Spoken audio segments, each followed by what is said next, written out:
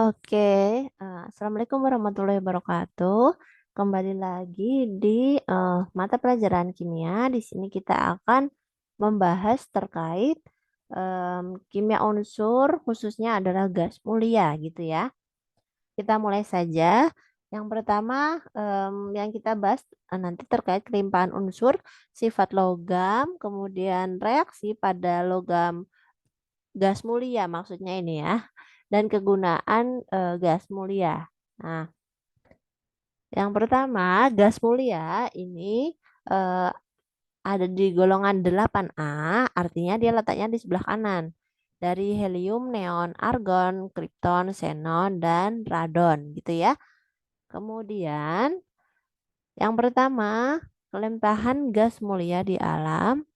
Nah, di sini semua gas mulia terdapat dalam udara bebas sebagai gas monoatomik. Artinya dia bisa berdiri sendiri. Helium, neon gitu ya. Itu bisa berdiri sendiri di alam. Kecuali si radon ya. Nah, konsentrasi gas-gas ini pada udara yang pertama, yang paling besar itu ada argon gitu ya, dengan satuan ppm itu ya jadi part per million atau bagian per juta. Ada 9.340, disusul dengan neon ada 18, kemudian helium 5,2, kripton 1 dan xenon itu 0,08 ppm. Oke. Yang paling kecil adalah xenon. Selanjutnya itu sifat umum gas mulia. Nah, dari atas ke bawah, dari helium ke radon itu ya. Yang pertama adalah nomor atomnya semakin bertambah, 2, 10, 18, 36, 54, 86 ya. Semakin bertambah nomor atomnya. Kemudian konfigurasinya, nah ini ya, semakin ke bawah itu kulitnya semakin banyak ya. 2,8, 2,88 gitu. Artinya bertambah terus jumlah kulitnya dari atas ke bawah ya. Kulit nomor pertama ada dua, yang helium ada dua, terus neon ada, helium ada satu, yakni dua, jumlah elektronnya dua, kemudian neon itu kulitnya ada dua, argon ada tiga, kripton ada empat, xenon ada lima, radon itu ada enam, ya. Kemudian ini adalah konfigurasi yang menjelaskan subkulit gitu ya, subkulitnya. Nah, lanjut. Kalau tadi nomor atomnya bertambah ya dari atas ke bawah. Nah, kita lihat apa aja juga yang bertambah selain nomor atom gitu ya. Nah, yang pertama adalah jari-jari. Nah, dari helium ke radon, jari-jarinya semakin bertambah gitu ya. Karena tadi jumlah kulitnya bertambah ya kan. Kemudian disusul dengan titik leleh dan titik didih. Ternyata dari atas ke bawah nilainya juga bertambah. Selain itu ada massa jenis juga. Massa jenisnya juga bertambah. Nah, terus yang siapa aja yang mengalami pengurangan? Apa-apa aja faktor yang bisa berkurang dari atas ke bawah nilainya adalah ada tiga nih. Afinitas elektron, energi ionisasi, dan keelektronegatifan itu ya. Ini ya semua hal ini adalah tentang daya tarik atau apa ya, kemampuan eh, atom inti dari suatu unsur untuk menangkap elektron terluar atau melepas elektron gitu ya. Nah, ini ketiganya itu nilainya berkurang dari atas ke bawah gitu. Kemudian kalau ditanya neon dan xenon, energi ionisasinya besar mana? Pastilah besar neon gitu ya. Terus kalau jari-jari atom nih, argon dan xenon besar mana? Pasti besar xenon ya. Jadi lebih cenderung bertambah dan berkurang tergantung berdasarkan apa ya. Tolong diperhatikan di sini ya. Oke. Selanjutnya sifat kimia gas mulia. Nah, gas mulia sangat stabil sehingga dia sukar bereaksi ya. Kenapa stabil? Karena elektron valensinya sudah 8 ya. Nih kita lihat. Ini khusus untuk helium kan duplet. Kalau neon Ini kan 8, udah oktet. Argon juga 8, udah oktet. Krypton udah 8. Xenon juga udah 8 dan radon juga sudah 8. Artinya sudah oktet dan sudah stabil gitu. Nah, sehingga tidak ditemukan satupun senyawa alami dari gas mulia.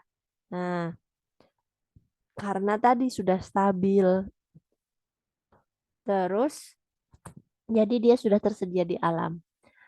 Terus selanjutnya pada tahun 1962 Neil Bartlett berhasil mensintesis senyawa xenon. Nah, ini ada yang bisa ilmuwan yang membuat senyawa baru yang berasal dari xenon, yaitu XePTF6.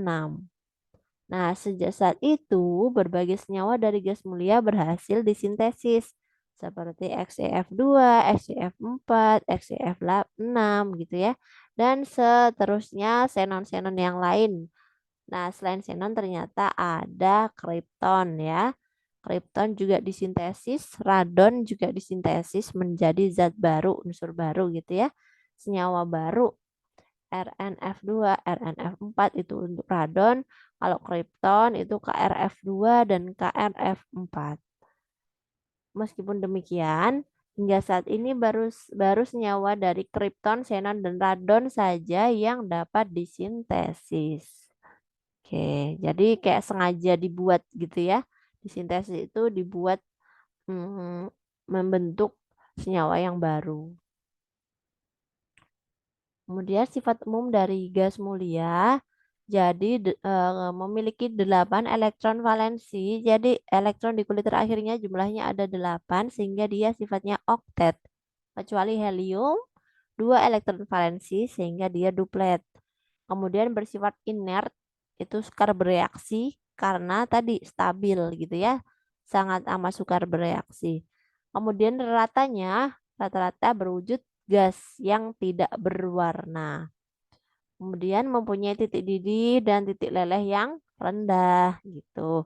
Kemudian karena dia tadi ya faktor penyebabnya juga salah satunya bentuknya adalah gas gitu ya. Jadi titik didih dan titik lelehnya rendah. Terdapat di udara bebas sebagai gas monoatomik kecuali radon. Lanjut. Nah, di sini pembuatan dan kegunaan gas mulia. Nah, yang pertama dari helium ke xenon itu ya dibuat dengan cara destilasi bertingkat gitu. Ya, destilasi itu proses pemisahan suatu zat berdasarkan tingkat titik didihnya gitu ya. Nanti dibuka lagi materi destilasi eh, waktu materi minyak bumi di kelas 11 itu juga pakai prinsip destilasi. Nah, di sini juga pakai prinsip destilasi. Jadi pemisahan berdasarkan perbedaan titik didihnya. Kemudian kalau radon itu diperoleh dari peluruhan radioaktif dari radium 226 gitu ya. Nah, sekarang kegunaannya helium itu berfungsi biasanya untuk mengisi balon udara. Kalau neon mengisi lampu berwarna merah atau pendingin reaktor nuklir ya. Terus argon itu pengisi lampu berwarna merah muda atau biru. Terus atau fungsi lainnya adalah untuk pengelasan logam yang nantinya bisa untuk mencegah suatu perkaratan. Kemudian untuk kripton pengisi lampu berwarna putih untuk anestesi, biasanya untuk bedah anestesi. Nah, ini pakainya itu krypton. Kemudian xenon itu juga sebenarnya sama untuk anestesi, tapi eh, lampunya itu nanti biru gitu ya. Itu untuk xenon. Jadi xenon biru, krypton itu putih, pengisi lampu berwarna putih, argon biru atau merah muda, dan neon itu merah ya, pengisi lampu berwarna merah.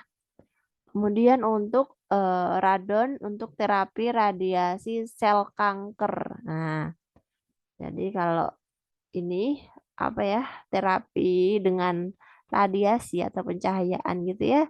Nah, untuk menghilangkan sel kanker. Nah, ini adalah fungsi dari radon. Nah, sekarang saatnya latihan soal. Yang pertama, gas mulia sulit bereaksi dengan unsur lain disebabkan apa? Ya, tadi sudah ada penyebabnya di atas. Nah, disesuaikan dengan jawaban. Silakan kalian pilih A sampai E jawaban yang paling tepat. Nomor 2, unsur gas mulia sebagai hasil peluruhan dari unsur radium adalah, nah, siapa ya dari gas mulia yang berasal dari radium? Nah, tadi sudah saya jelaskan, bisa dijawab ya sekarang ya. Kemudian yang nomor 3, unsur gas mulia yang memiliki kelimpahan terbanyak di alam adalah, nah, berdasarkan ppm tadi, siapa yang paling banyak jumlahnya? Silahkan diisi. Yang nomor 4, gas mulia yang diperkirakan mempunyai titik didih paling rendah adalah, nah, yang paling rendah titik didihnya kira-kira siapa berdasarkan sifat-sifatnya tadi. Silakan diisi. Dan nomor 5, itu suatu zat dapat bersenyawa dengan unsur gas mulia, maka unsur tersebut bersifat apa kalau bisa bereaksi sama gas mulia gitu. Nah, silakan diisi. Kemudian ini adalah daftar tim ahlinya ya. Jangan lupa saya ingatkan kembali, tim ahli berfungsi untuk memandu teman-temannya, membersamai teman-temannya dalam belajar. Untuk materi yang kita bahas adalah gas mulia, maka di sini ada tugasnya Aleida, Fatia, Hasnaiza, dan Aulia ya dalam membersamai teman-temannya mengerjakan latihan soal, belajar, presentasi, dan lain sebagainya ya. Kemudian untuk 12 IPA A, nah di sini ada Rangga, kok Rangga, Askia, maaf, ada Askia, tolong Askia untuk membersamai teman-temannya dalam belajar terkait gas mulia. Oke, demikian pembahasan gas mulia. Kita berjumpa lagi di pertemuan selanjutnya. Sekian, wassalamualaikum warahmatullahi wabarakatuh.